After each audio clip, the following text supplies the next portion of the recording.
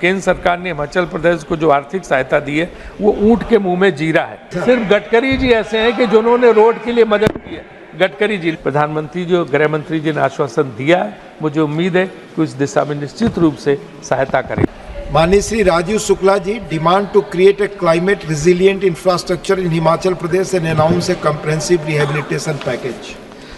धन्यवाद उपसभापति जी। हिमाचल प्रदेश में लगातार पिछले साल भी आपको पता कि कितना भारी आपदा से नुकसान हुआ था। 12,000 करोड़ का नुकसान पिछली बार हुआ था और इस बार अब तक जो है अनुमान के हिसाब से 780 करोड़ का हो चुका है और जो ज़्यादा भी हो सकता है 1000 करोड़। पिछली बार 230 लोगों की जानें गई थी। इस समय भी बादल फटने से तमाम वहाँ पे घर गांव तबाह हो गए हैं। ये बहुत बड़ी समस्या है। इसका जो है राज्य सरकार पूरा प्रयास कर रही। पहले 7 लाख प्रति घर दिया था और इस बार उन्होंने 50,000 रुपये की तत्काल राहत की घोषणा की है। लेकिन समस्या बड़ी है और ये हाल की समस्या नहीं है। राज्य सरकार अकेला इसका लॉन्ग टर्म समाधान नहीं कर सकती है। पिछले वर्ष इस अवधि के दौरान जिन लोगों की जानें गई थी उनको कंपनसेशन के साथ साथ कम से कम 1300 सड़कें बंद हो गई थी। उस भयावहता की कल्पना मात्र से ही हृदय विदारक हो जाता है। हिमाचल प्रदेश प्राकृतिक परिस्थितियों में भूस्खलन के प्रति अत्यधिक सेंसिटिव है, इसलिए भूस्खलन प्रबंधन की उचित रूप से विकसित रणनीति की आवश्यकता है। गंभीर रूप से प्रभावित परिवारों को राहत पहुंचाना भी आवश्यक है और जिन्होंने अपने घर खो दिए, अब सर्दी आने वाली है तो उनके लिए भी कुछ उपाय करने होंगे। खेती और बागवानी, आजीविका, पर्यटन और उनका रोजगार सब कुछ तबाह हो रहा है, उसके लिए ध्यान देने की ज़रूरत है। इस संदर्भ में केंद्र सरकार ने हिमाचल प्रदेश को जो आर्थिक सहायता दी है वो ऊंट के मुंह में जीरा है। 12,000 करोड़ तब मांगे थे और अब 1,000 करोड़ तब मांग रहे हैं। वो जो आपने जोड़ा हुए नेचाई वगैरह,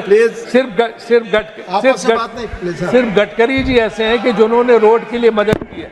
गडकरी जी ने, बाकी भी मुख्यमंत्री जी मिलके गए, प्रधानमंत्री जी से आग्रह किया है, प्रधानमंत्री जी से आग्रह किया है, प्रधानमंत्री जी ने उनको आश्वासन दिया है। तो मेरा वही मानना है कि वो आश्वासन पूरा हो। इसमें लॉन्ग टर्म मेजर की ज़रूरत है। वहीं क्लाइमेट रेजिलेंट इंफ्रास्ट्रक्चर बनाने की ज़रूरत है और इसके लिए पर्याप्त धन की आवश्यकता है। मैं इस संबंध में 14th लॉ कमीशन को, फाइनेंस कमीशन को कोट करूंगा कि what the 14th finance commission said, a large forest cover provides huge ecological benefits, but there is also an opportunity cost in terms of area not available for other economic activities, and this also serves as an important indicator of physical disability. The Commission recommended for compensation mechanism and incentive mechanism. तो मेरा सरकार से आग्रह है कि वो जो है हिमाचल सरकार को, हिमाचल प्रदेश के लिए कोई सरकार की बात नहीं है, कॉम्पनसेशन दे।